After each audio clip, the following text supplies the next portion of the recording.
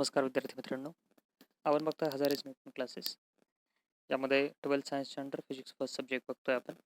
त्यातील mechanical properties of fluids हा जो आपला सेकंड चॅप्टर आहे त्याचा 5th पार्ट या व्हिडिओमध्ये बघताय. ऑलरेडी 4 पार्ट आधी तुम्ही बघितलेत असं आपण कन्सिडर करू. बघा, हजारेज न्यूटन क्लासेसच्या ऑनलाईन सेशन्समध्ये आज आपण बघतोय 12th सायन्स, त्यामधील फिजिक्स फर्स्ट आणि चॅप्टर आहे मेकॅनिकल प्रॉपर्टीज ऑफ फ्लुइड्स.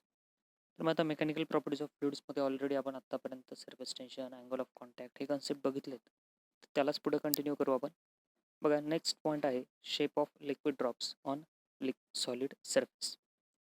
तर आता shape of liquid drops on solid सरफेसचा मिनिंग काय होईल इथं, की जे सॉलिड सरफेस असतात त्यावरती जर लिक्विड पडलं किंवा लिक्विड आपण त्यावरती जर ठेवलं तर काय होतं, एखादं लिक्विड समजा ड्रॉप केलं सॉलिड सरफेसवर, तर एकतर ते स्प्रेड होतं किंवा त्याचा ड्रॉप तयार होतो. बघा आपला first point, when small amount of liquid is dropped on a plain solid surface, the liquid will either spread on the surface or will form the droplets. ज्यावेळी स्मॉल अमाऊंट ऑफ लिक्विड जे असतं ते जर liquid surface solid सरफेसवर drop केलं आपण, म्हणजे खूप थोडंसं लिक्विड असं सॉलिड सरफेसवर पडलं तर काय होतं, ते एकतर पसरतं किंवा मग त्याचे लहान लहान ड्रॉप तयार होतात, ड्रॉपलेट तयार होतात. मग ते जे ड्रॉपलेट असतात किंवा तो जो ड्रॉप असतो त्याचा सॉलिड सरफेसवरचा जो शेप असतो त्याच्या रिलेटेड आपल्याला हे बघायचं आहे. बघा, आपण एक सॉलिड कन्सिडर केला हा, आणि या सॉलिडवरती स्मॉल अमाऊंट ऑफ लिक्विड आपण ड्रॉप केलं, हा असा शेप तयार झाला. नेक्स्ट, हे लिक्विड खाली सॉलिड. त्यानंतर बघा, दिस फिनॉमिनॉन डिपेंड्स ऑन, म्हणजे हा ड्रॉप तयार होण्याचा किंवा जो शेप तयार होतोय तो शेप तयार होण्याचा जो फिनॉमिनॉन आहे, this phenomenon depends on surface tension of liquid and angle of contact. लिक्विडचं सरफेस टेन्शन आणि अँगल ऑफ कॉन्टॅक्टवरती हा फिनॉमिनॉन डिपेंड असतो. मग अँगल ऑफ कॉन्टॅक्ट कोणाचा, angle of contact between liquid and solid surface.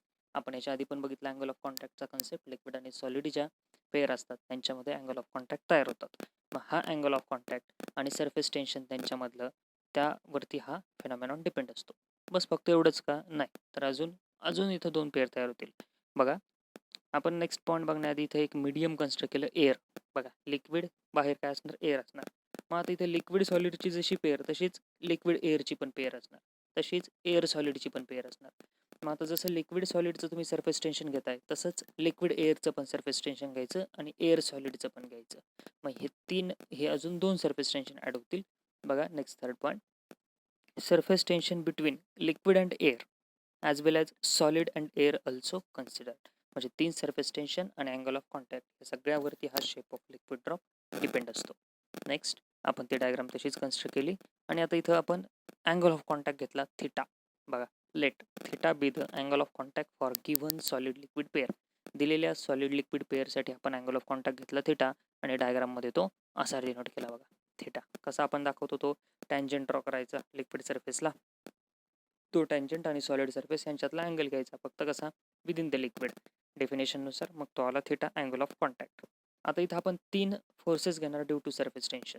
बघा कोणकोणते असणार, त्यातला पहिला घेणार आपण T1. T1 काय बघा, force due to surface tension at liquid solid interface. बघा, आता तो T1 कुठं दाखवायचा, हा डायग्राममध्ये T1, force due to surface tension at liquid solid interface. Same आता आपण काय करणार, असाच एअर सॉलिडमध्ये घेणार. बघा, next T2, force due to surface tension at air solid interface. T1 कशात होता, लिक्विड सॉलिड इंटरफेसमध्ये, T2 एअर सॉलिड इंटरफेसमध्ये. मग हा दाखवला या बाजूला T2. आणि त्यानंतर राहिला आता कोणता इंटरफेस राहिला, एअर लिक्विड राहिला. मग T3, force due to surface tension at air liquid interface. हा आला T3, force due to surface tension at air liquid interface. बघा, 3 इंटरफेस आहेत, लिक्विड सॉलिड, एअर लिक्विड. त्या पद्धतीने आपण T1, T2, T3 कन्सिडर केलं. आता नेक्स्ट, हे जे सगळे फोर्सेस असतात हे कसे असतात, टँजेन्शियल. बघ, force due to surface tension is tangential to the surfaces in contact. जे काही सरफेसेस आहेत कॉन्टॅक्टमध्ये, लिक्विड सॉलिड किंवा एअर लिक्विड, ह्या दोन्ही सरफेसेसचा जो कॉन्टॅक्ट असतो तिथं टँजेन्शियल असतात हे force due to surface tension. Next बघा, आता ती डायग्राम आपण तशीच कन्सिडर केली आणि हे जे दिसतात ना T1, T2, T3 with theta, यांना आपण सेपरेट कन्सिडर करू एका बाजूला. बघा, T1, T2, T3 आणि हे असे आपण सेपरेट कन्सिडर केले. त्यालाच आपलं थोडंसं आता T1 आणि T2 एकदम हॉरिझॉन्टल लाईनवर दिसतात, समजा एक्स ॲक्सिसवर आहे, आणि T3 जो दिसतोय तो इन्क्लाइन, त्याला फक्त रिझॉल्व्ह करायचं आहे. बघा, मग रिझोल्युशन ऑफ फोर्सेस किंवा रिझोल्युशन ऑफ वेक्टर्स आपण बघितलेला आहे. मग T3ला आता रिझॉल्व्ह करायचे म्हटल्यावर 2 कंपोनंट असणार, एक कॉस कंपोनंट, दुसरा साईन कंपोनंट. ज्या बाजूला थिटा आहे तो कॉस कंपोनंट आणि ज्या बाजूला थिटा नाही तो साईन कंपोनंट. बघा हा असा रिझॉल्व्ह होईल. तो T3 जो आहे तो कसा रिझॉल्व्ह केला आपण, व्हर्टिकल कंपोनंट आहे तिकडे थिटा नाही म्हणून तो T3 साईन थिटा, आणि खालचा कसा आला T3 कॉस थिटा, तो हॉरिझॉन्टल कंपोनंट. बस मग जी डायग्राम दिसते ह्या डायग्रामवरून एक इक्वेशन तयार करणार आपण. हॉरिझॉन्टल लाईन बघा, T2 हा T1 आणि T3 कॉस थिटाला बॅलन्स करतोय. डायग्राम जर बघितली तर असं दिसतंय की T2 हा T3 कॉस थिटा आणि T1 ला बॅलन्स करतो. याचा अर्थ T2 इज इक्वल टू आपल्याला कसं लिहिता येईल, T2 is equal to T1 plus T3 cos theta, आणि याला म्हणतो आपण for equilibrium of drop equilibrium राहण्यासाठी ही कंडिशन असणं गरजेचं आहे. T2 equal to T1 plus T3 cos theta. बस याच्यावरून कॉस थिटा काढायचा, हा प्लस T1 ह्या T2 कडे येऊन मायनस होईल आणि तो T3 तिथं मल्टिप्लाय ह्या साईडला येऊन डिवाइड होईल, आणि मग कॉस थिटा इक्वल टू होईल T2 minus T1 upon T3. Equation व्यवस्थित बघा, एकदम सिंपल स्टेप्स असतील मधल्या. T1 जो आहे तो त्या साईडला पॉझिटिव्ह आहे, या साईडला येऊन मायनस झाला, निगेटिव्ह झाला, आणि T3 मल्टिप्लाय होता, या साईडला येऊन तो डिवाइड झाला. मग cos theta equal to T2 minus T1 upon T3. बस आता ह्या इक्वेशनला कन्सिडर करून आपल्याला काय करायचं आहे, तर याच्यात 3 केसेस लिहायच्यात. बघा आता ते 3-4 केसेस लिहायच्यात आपल्याला, तर त्यातली एक एक केस बघू आपण. तर त्यातली केस फर्स्ट, जी डायग्राम तीच, अँगल ऑफ कॉन्टॅक्ट कसा दिसत होता, ॲक्यूट. मग इथं कंडिशन काय असते बघा, T2 is greater than T1 if T2 is greater than T1. मग आता फॉर्म्युला कन्सिडर करतो मी, cos theta equal to T2 minus T1 upon T3. मग जर T2 is greater than T1 असला तर न्युमरेटर कसा येईल, पॉझिटिव्ह येईल. T2 हा जास्त आहे, T1 हा कमी, म्हणजे जास्त याच्यातून कमी मायनस केलं, न्युमरेटर पॉझिटिव्ह आला, डिनॉमिनेटर T3 आला. बघा T2 मायनस T1 काय आला, पॉझिटिव्ह, आणि खाली T3 आलंय. त्यानंतर पुढे दिलंय त्यांनी T2 minus T1 is less than T3, म्हणजे जी न्युमरेटर आहे तो डिनॉमिनेटरपेक्षा कमी आहे. बघा न्युमरेटर हा डिनॉमिनेटरपेक्षा कमी आहे. मग अशा वेळी काय होतं, येणारी व्हॅल्यू ही कशी येईल, 0 पॉईंट येईल काहीतरी, जे पॉईंटमध्ये आन्सर येईल, आणि पॉझिटिव्ह असणार आहे कारण हे पॉझिटिव्हच दिसतंय. मग याला म्हणणार positive and less than 1.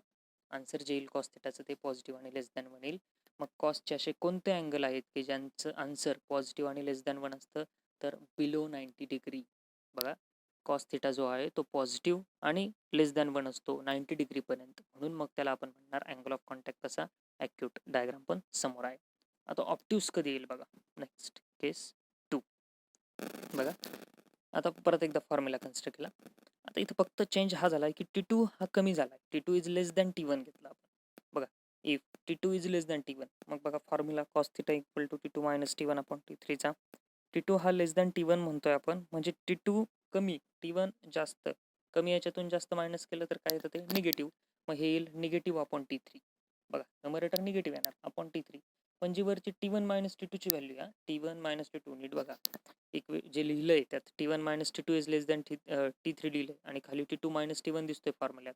T1 minus T2 याच्यासाठी केलाय T1 हा जास्त आहे, T2 कमी आहे म्हणून, आणि जर उलटे केलं असतं तर निगेटिव्ह आलं असतं, म्हणून काय केलं T1 मायनस T2 हा T3 पेक्षा कमी आहे असं कन्सिडर केलं. म्हणजे बघा न्युमरेटर परत एकदा कमीच आहे, निगेटिव्हचं साईन साईडला ठेवलं, थोडा वेळ साईडला ठेवा, आणि असं कन्सिडर करा की जी आलेली व्हॅल्यू ती डिनॉमिनेटरपेक्षा कमीच आहे, म्हणजे परत एकदा लेस दॅन 1च येणार, पण कसं येणार आता फक्त निगेटिव्ह येणार. बघा निगेटिव्ह अँड लेस दॅन 1. मग कॉस थिटाची व्हॅल्यू निगेटिव्ह आणि लेस दॅन 1 कधी असते, तर अबोव 90 डिग्री आणि कुठपर्यंत 180 डिग्री पर्यंत, म्हणजे मग त्याला म्हणतो आपण ऑप्ट्यूस. अँगल ऑफ कॉन्टॅक्ट कसा, ऑप्ट्यूस. 90 डिग्रीपेक्षा जास्त आणि 180 डिग्रीपेक्षा कमी, 90 ते 180च्या मध्ये आपण त्याला म्हणतो ऑप्ट्यूस अँगल. मग ही झाली आपली सेकंड केस, डायग्राममध्ये पण दिसते बघा ऑप्ट्यूस अँगल. त्यानंतर थर्ड केस बघा, आता T2 मायनस T1 हा इक्वल टू T3 घेतला. बघा थर्ड केसमध्ये if T2 minus T1 is equal to T3, formula बघा cos theta equal to T2 minus T1 upon T3.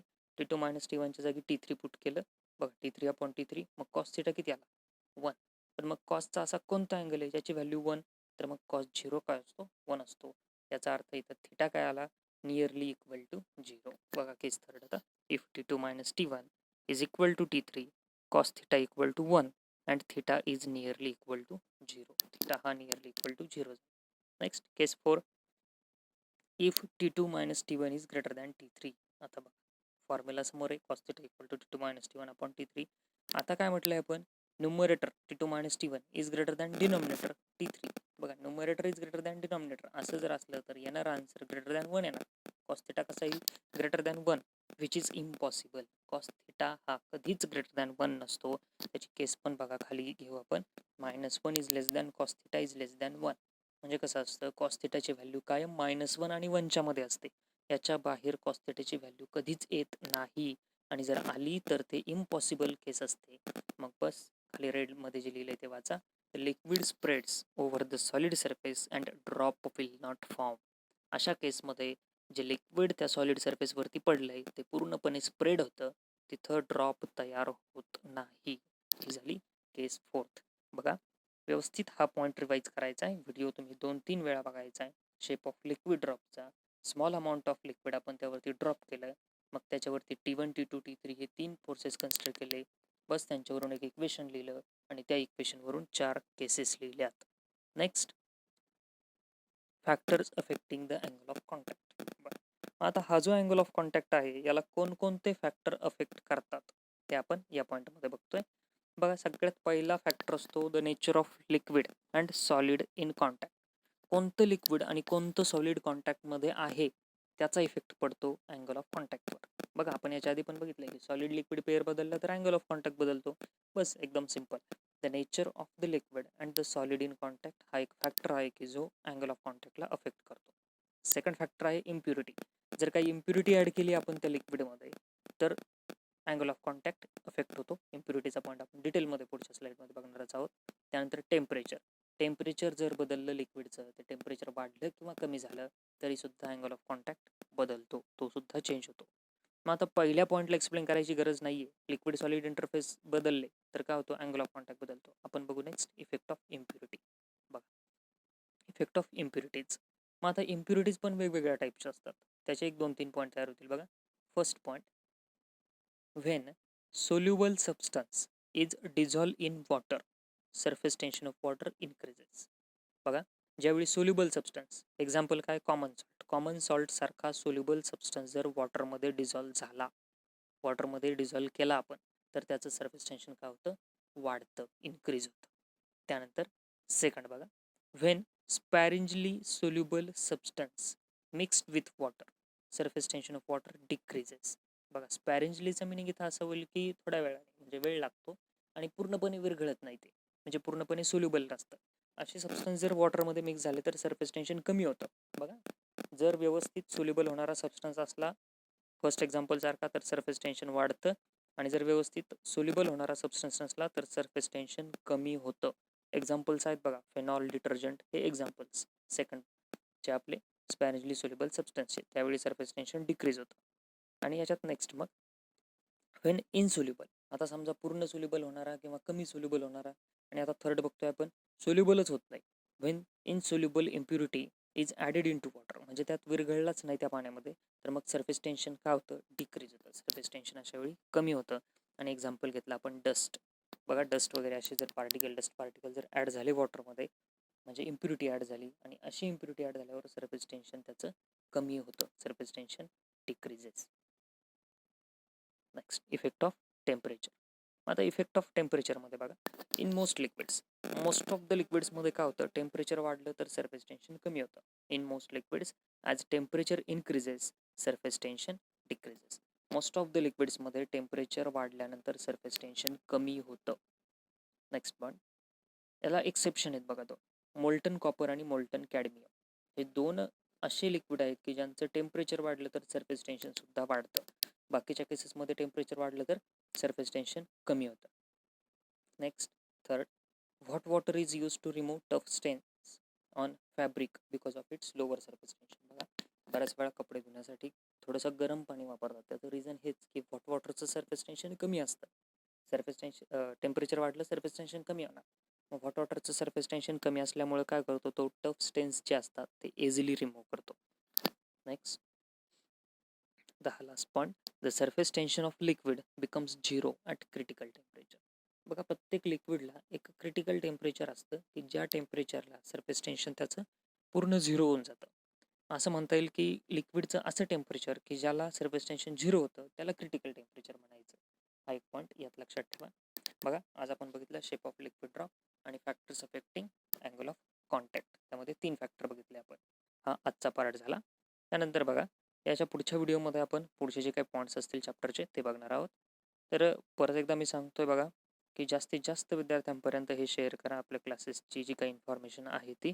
माझा मोबाईल नंबर समोर आहे, व्हॉट्सअप नंबर समोर आहे. जास्तीत जास्त मुलांना हा शेअर करून हे एक चांगलं कंटेंट तुमच्यासमोर ऑनलाईन खूप कमी फीमध्ये अवेलेबल होतं बघा. हे सर्वांना शेअर करा, व्हिडिओला लाईक करा आणि हे चॅनल सबस्क्राईब केलेलं असेलच, नसेल केलं तर चॅनल सबस्क्राईब करा. आणि हा आपल्या चॅनलचे जे फ्री व्हिडिओ आहेत ते फ्री व्हिडिओ मॅक्झिमम स्टुडंट्सपर्यंत शेअर करा. थँक्यू.